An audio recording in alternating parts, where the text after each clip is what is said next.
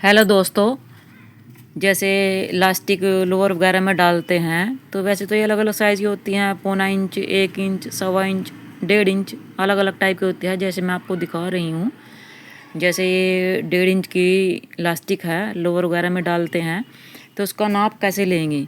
इसके नाप के लिए इंची टेप को ऐसे रखेंगे जैसे मैंने ये मेज़रमेंट लिया है। इसका है जो 37 है, जैसे आप देख रहे हैं।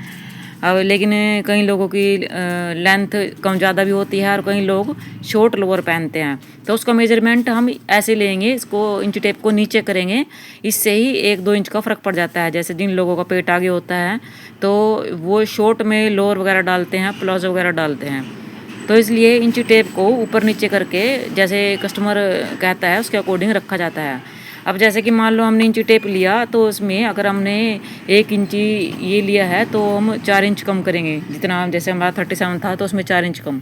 लेकिन अगर हमने 1.25 इंची, 1.5 इंच या 2 इंची लास्टिक ली है तो उसमें हम 3 इंच कम करेंगे और उसका डिफरेंस रखेंगे। तब उसने का निशान लगाकर हम लोअर में लास्टिक डालेंगे।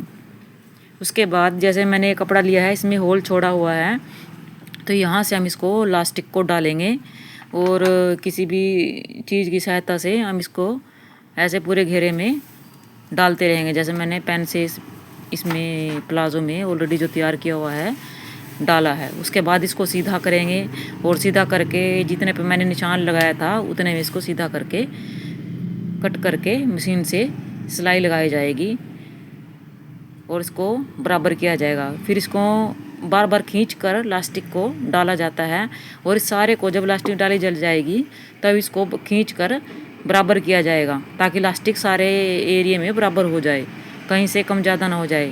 फिर इसको खींच खींच कर ऐसे लास्टिक को डाला जाएगा। इससे जो लास्टिक है सारे पार्ट्स में इक्वल हो जाएगी, कहीं से कम ज़्यादा नहीं रहेगी। बच्चों के हो या बड़ों की हो, सब में इलास्टिक डालने का यही तरीका है कि इसको खींच से लगाएगा। अब ये देखो कितनी सफाई से इसको लगाया जा चुका है। इसको आप भी देख सकते हैं। अगर आपको वीडियो अच्छी लगी हो तो लाइक और सब्सक्राइब जरूर।